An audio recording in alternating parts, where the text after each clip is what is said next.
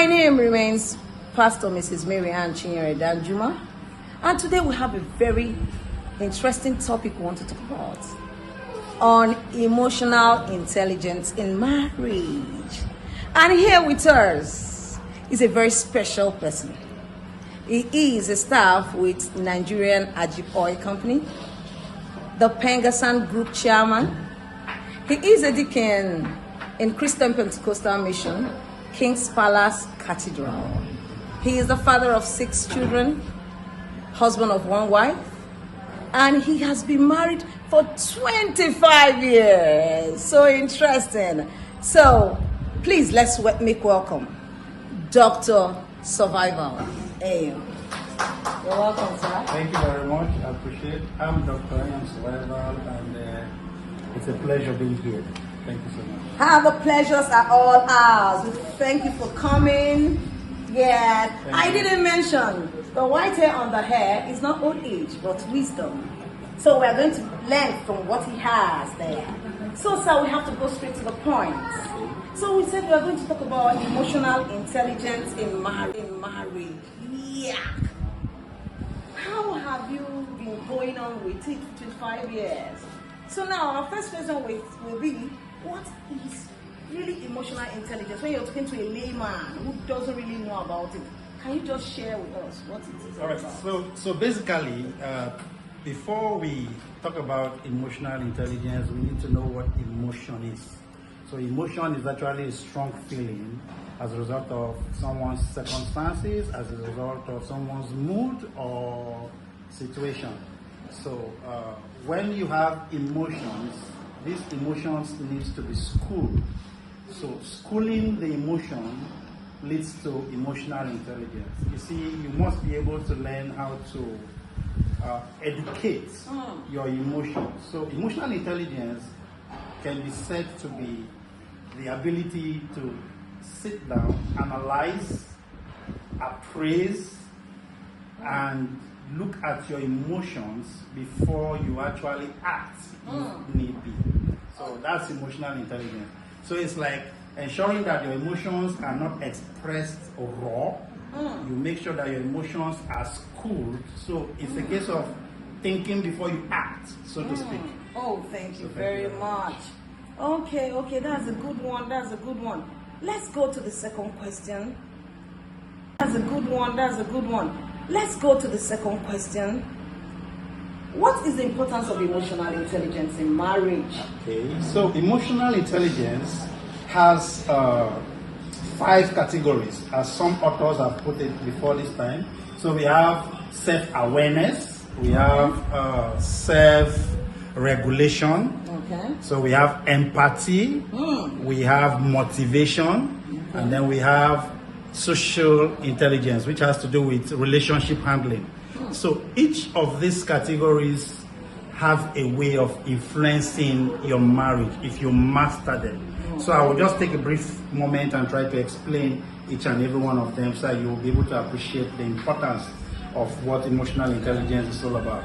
So if you look at self-awareness is your ability to look at yourself, understand every emotion that is being expressed. By that I mean, let's take for instance the emotion of sadness.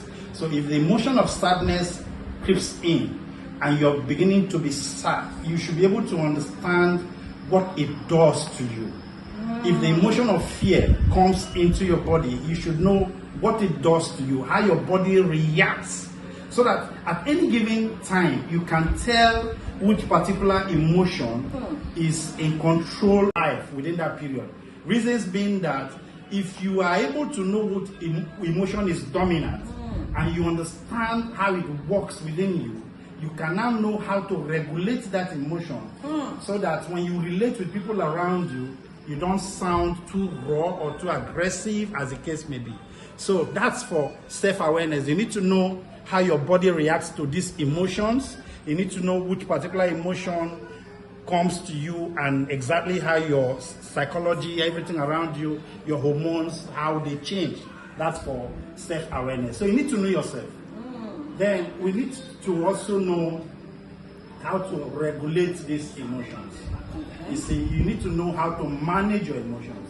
If you know that you are angry, the emotion of anger has taken control of you, you ought to also realize that you should not just say things and do things and act out of anger. You have to learn how to handle the emotion of anger so that it does not impact on your relationship as a person. So that's what self-regulation is all about. Empathy has to do with your ability to put yourself in another person's shoes. So empathy is different from sympathy. You can sympathize with somebody and not necessarily feel what the person is feeling. So, but when you have empathy for someone, it's like you're putting yourself in the emotions, but also his emotions, as the case may be. So at any given time, there is peace in the relationship. So, talking about the importance of emotional intelligence in marriage, it keeps the home, it keeps the family, it brings unity, it brings peace, it makes the family progress and succeed beyond what one individual can do. I'm telling you that if you have a spouse that is emotionally intelligent, not only can he motivate himself, he will also motivate you, and your height will be like, the sky will be your limit, so to speak. So it's good for the family. Wow. I think I'm enjoying this. So now, the next question will be, now how is it, okay, how can we really build this emotional intelligence? Okay, when you're talking to a layman now, maybe somebody that is not schooled, okay, but he is married, how do we build it? How easy is it to build emotional intelligence? All right, so basically it's like school. We have a lot of courses out there. We have, even on the internet, we have books on emotional intelligence. But basically, I think that what one needs to do is to understand yourself. To understand yourself. It's basic. Nobody will do that for you. You know yourself. Let's start from there. So you know yourself. It's not something you need to read in books. Okay. So planning, thinking, talking about anything intellect has to do with the rational brain. So what happens is whenever the emotional brain gets so strong, like in cases of passion, it automatically shuts down the rational brain. Are you serious? So it shuts down the rational brain. So that is why a lot of times you see people will run before asking why are we even running. That's why you see some people will act in a very strange way, and then they will tell you, I don't know what came over me. You understand? So, but all emotional intelligence is saying is that you don't allow your emotions to override your reasoning. So at any given time when the emotion begins to, the rational brain is active. So you vet what the emotions want to do first before it is actually done. So when you talk about in marriage, how do I develop this? It's something you need to sit down, understand yourself, study yourself, and then act otherwise. So when I say act otherwise, I know that normally if I sit down and I get angry, I want to stand up. If I stand up and I still get angry and I want to fight, my muscles will clench. When my muscles clench, I know that, okay, I'm really angry, I want to express it. So now, if I am emotionally intelligent and I don't want that to happen in my marriage because I don't want to be a wife beater, if I was standing up, I will reverse the whole process. I will sit down. So if I was sitting down, I will lie down. Because when you make that conscious effort to reverse that process, what happens is you actually settle down and you override emotions with your reasoning. So basically that's how it works. So it's something anybody can do. So understand yourself, work on yourself. You know that the aim of this whole thing is to ensure that my marriage is successful. So I will not do anything that is irrational. So at any given time, I try to make sure that my rational brain is up and active, and I am making sure that my emotions are not always overriding my rational mind and brain, so to speak. Thank you. Wow. Thank you. Wow. I'm loving this. Kai, thank you so much, doctor. I'm really enjoying this. So now, generally now, your advice to couples, okay, your advice to them in regards to emotional intelligence, because we can see high level of divorce, okay, high level of incompatibility, So now, what's your advice to couples? How do they try to understand themselves?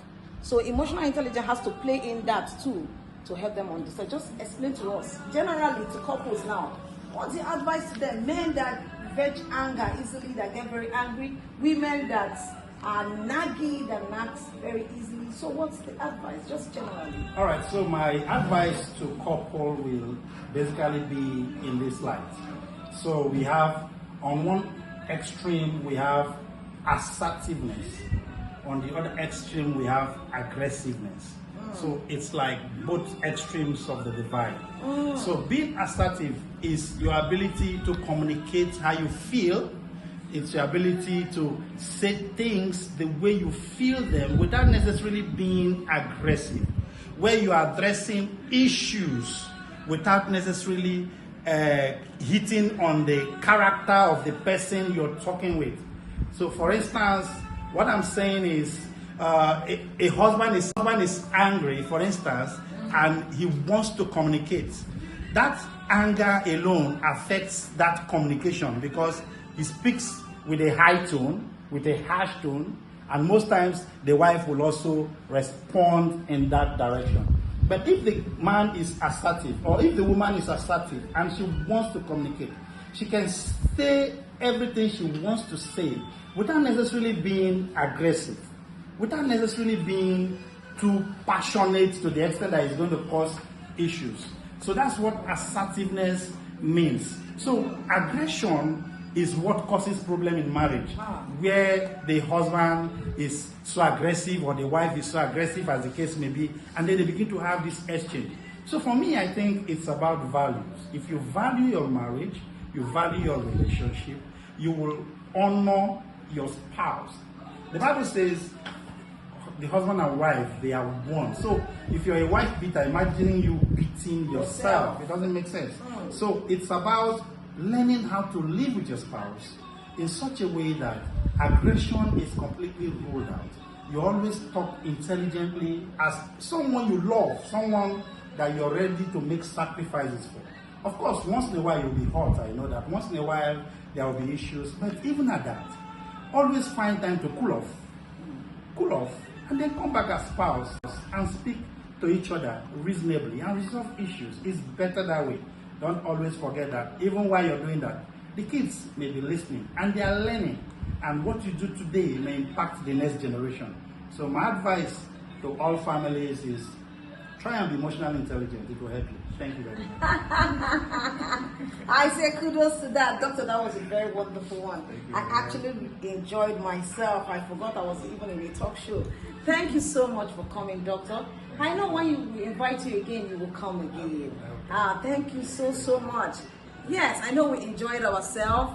We will get more of this from where it is coming from. Subscribe to our channel. Listen to our YouTube. You'll get more impact on. Wow.